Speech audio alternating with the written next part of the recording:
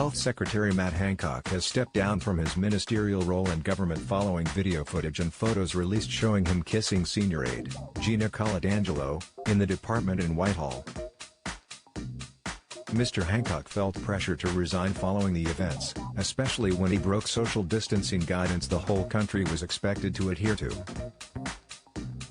A statement released from Mr. Hancock on Saturday said he felt he owed it to the country and health service to step down. Mr. Hancock resigned in the form of a signed letter, headed with the Department of Health and Social Care logo. Prime Minister Boris Johnson has said he accepts the Health Secretary's resignation. The two are understood to have been on good terms, but a leaked WhatsApp text exchange between the Prime Minister and former senior aide Dominic Cummings saw Mr. Hancock described as hopeless. At one point, the Prime Minister was even considering swapping Mr. Hancock for Cabinet Secretary Michael Gove, as per the WhatsApp messages.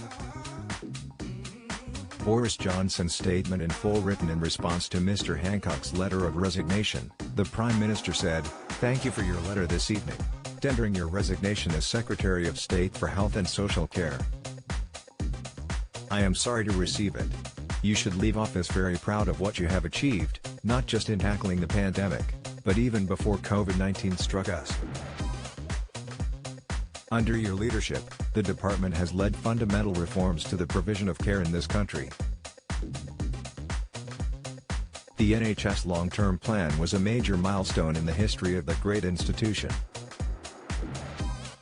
Your work on the Health and Care Bill will support our NHS and deliver greater integration between health and social care.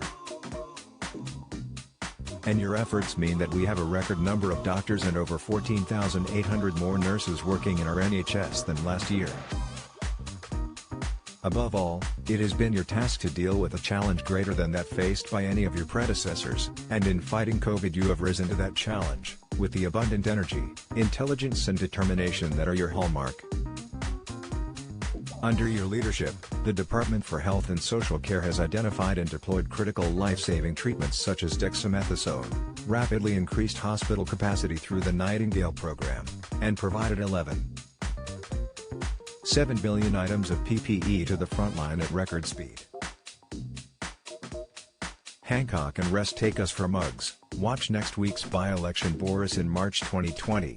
We had the capacity to test 2,000 people a day. Now, we have built the largest diagnostic network in British history and have administered over 200 million tests. The vaccine procurement and deployment program, in my view one of the greater successes of the modern state, is now forging our path out of the pandemic.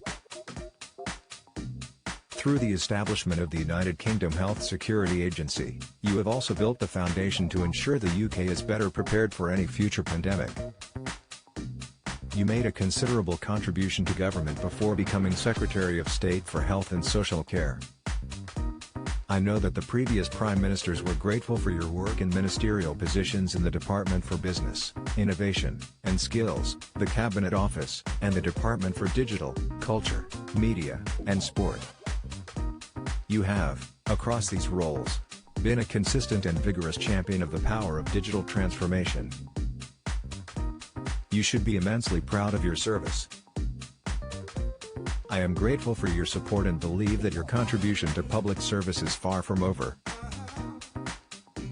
Mr. Hancock will continue in his role as MP for West Suffolk, a seat he has held since 2010, and will contribute to Parliament via the backbenches.